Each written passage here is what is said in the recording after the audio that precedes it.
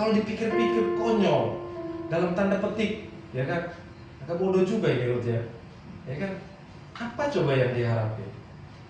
Ayat 16 tadi kita sudah baca. Rut berkata, "Janganlah desak aku meninggalkan engkau dan pulang dengan tidak mengikuti engkau, sebab kemana engkau pergi, aku pun pergi. Di mana engkau bermalam, aku pun bermalam. Bangsamu adalah bangsaku dan Allahmu adalah Allahku." Ya kan? Ini melawan logika. Ini adalah keputusan yang sangat radikal. Karena apa? Apa yang mau diharapkan? Di ayat berikutnya kata Naomi, "Apa yang kamu harapkan dari saya? Jikapun hari ini saya menikah, ya kan? Kamu mau nunggu, ya kan? Belum tentu saya melahirkan anak, saya udah tua." Lagi-lagi kata Naomi, "Sekalipun saya sudah mengandung," dia langkahin proses menikah. "Sekalipun saya sudah mengandung, tapi apa iya kamu harus menunggu sekian puluh tahun untuk bisa menikah dengan anak saya?" Tapi perhatikan, Rut itu hebat sekali. Dia melawan logika. Kalau dipikir-pikir konyol, dalam tanda petik, ya kan? Agak bodoh juga ini Rut ya. Ya kan? Apa coba yang diharapin? Ya kan? Harta nggak ada, keturunan nggak ada, ke bangsa lain lagi, ya kan? Pindah negara, dia nggak kenal.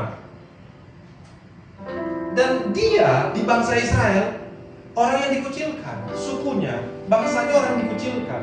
Besar kemungkinan ketika dia masuk ke Israel, ya kan? Dia akan dikucilkan, besar kemungkinan. Karena ini musuh bebuyutan. Tapi tidak.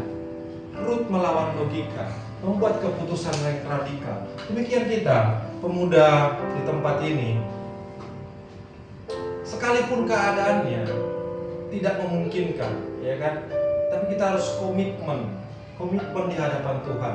Sekalipun mungkin hari ini, ya kan? Apa sih yang saya harapin dari pelayanan di sini? Misal, gitu kan. Apa sih yang saya harapin dari sekolah di sini? Apa sih yang saya harapin dari bekerja di sini? Seolah-olah tidak ada harapan, tidak ada masa depan. Tapi percayalah, ketika kita berjalan dalam kehendak Tuhan, ketika kita berjalan dalam rencana Tuhan, hal-hal yang tidak mungkin jadi mungkin dalam Tuhan. Bukankah ia Tuhan yang sanggup mengubah hal yang mustahil jadi mungkin? Justru itu keahlian Tuhan, membuat hal-hal yang tidak mungkin menjadi mungkin. Yang penting kita setia, karena setia itu butuh komitmen, butuh harga yang mahal yang harus dibayar. Godaan pasti banyak, ya kan? Udahlah, gak usah ibadah lah, udahlah, gak usah pelayanan lah, udahlah, ngapain sih gitu kan? Godaan pasti banyak di tengah jalan. Ketika kita mau pergi ke gereja, ya kan? Teman-teman chatting, ayolah main kita nongki-nongki lah, nongkrong lah, ya kan? Tapi kita marilah kita memilih seperti Rut. Kita berjalan terus dalam kehendak Tuhan, karena ada sesuatu yang Tuhan sediakan dalam hidup kita. Amin. Mari kita bertanya pada diri kita, ya kan? Apakah kita tetap ikut Tuhan meski masa depan tidak menjanjikan kemudahan? Kalau persoalan diperhadapkan, tantangan diperhadapkan, ujian diperhadapkan, batu-batu kerikil, ya kan? Bahkan batu-batu yang besar diperhadapkan.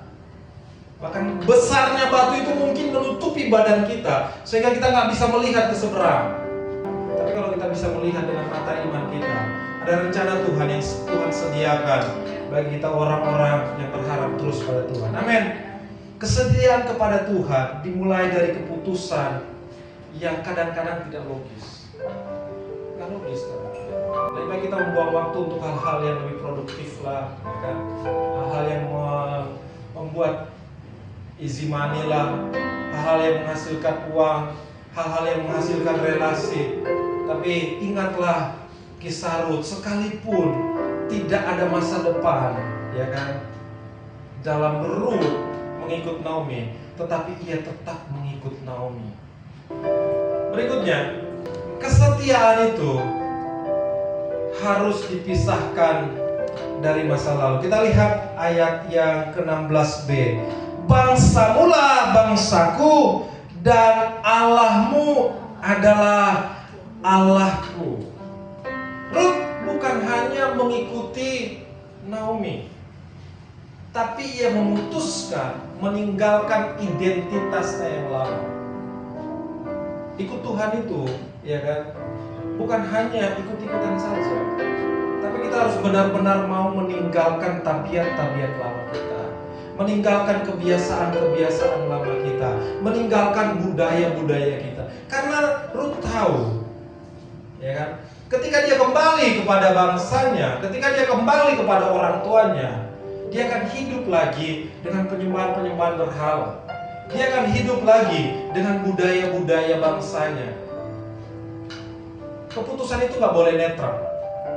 Netral itu artinya keputusan itu harus cari aman. Gak boleh. Keputusan itu harus keputusan yang jelas.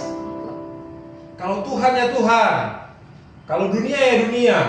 Kalau mau setengah-setengah, mendingan gak usah deh. Kalau nanggung-nanggung gak usah deh. Orang yang mendua hati, Alkitab berkata tidak mendapat bagian apa-apa dalam kerajaan surga. Seorang kita tidak bisa mengabdi pada Tuhan Yesus Kristus, tapi kita juga mencintai dunia. Alkitab berkata orang yang mencintai dunia tidak layak, tidak berkenan di hadapanku. Kalau kita mau berkenan di hadapan Tuhan, kita harus membuat keputusan yang tidak netral. Setia kepada Tuhan berarti kita menjadi musuh dunia. Amin.